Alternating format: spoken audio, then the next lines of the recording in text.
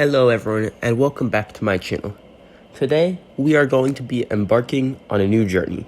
A journey through all of the United States where we are going to be going over every state from A to Z and what their new congressional map is. So let's start with the first state, Alabama. Alabama is known for joining the Confederacy and being generally part of the Old South. Used to be dominated by Democrats, now it's dominated by Republicans. Republicans took control of the House and Senate in the past few decades, and now, due to also having a Republican governor, are able to gerrymander the state. Thus, they passed a map that is very similar to their old map, that maintains the status quo. Every district is Republican except for one majority black and solidly Democratic district. This Democratic district is extremely jagged and stretches all the way northeast to Birmingham and also east to Montgomery, with a little bit going south towards Mobile. However, there was other possibilities. While Alabama Republicans passed this map, Democrats quickly sued, alleging that it was a racial gerrymander. A racial gerrymander is where a legislature or governor gerrymanders a state so that it will harm a minority group or one race in general. In this case, it was Alabama's African American population. This is because Alabama has a very large African American population, and yet only one of their 7 districts was majority African American.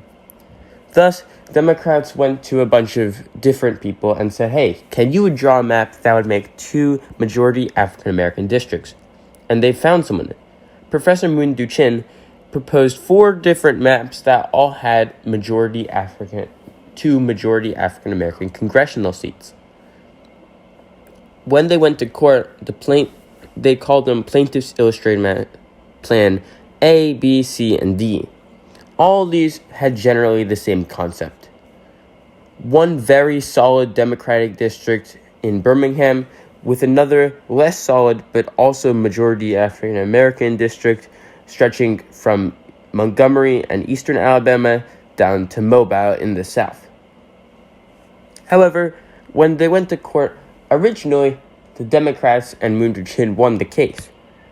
They threw out Alabama's old map and said that the Alabama Republicans would have to draw a new map, and they could also use one of the ones that Moon Duchin had provided. However, Alabama Republicans appealed, and it went all the way to the Supreme Court, where the Supreme Court found that Alabama would be able to continue using their map in a 5-4 ruling, which saw Chief Justice John Roberts join the court's 3 liberals. It preserved the status quo of 6 very red districts and 1 majority black and very blue district.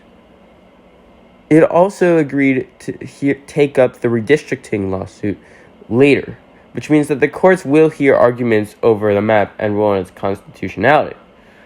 However, this will not happen before 2022, meaning that Alabama's map is set in stone. It also has a significant impact on other southern states, which have a large African American population and have only 1 African American majority seat, such as South Carolina or Louisiana. Louisiana and South Carolina both recently passed maps that had 1 solidly African American and solidly Democratic seat, and all the other seats in both states are solidly Republican and majority white. So it seems that the Supreme Court will allow those states' maps to stand as well.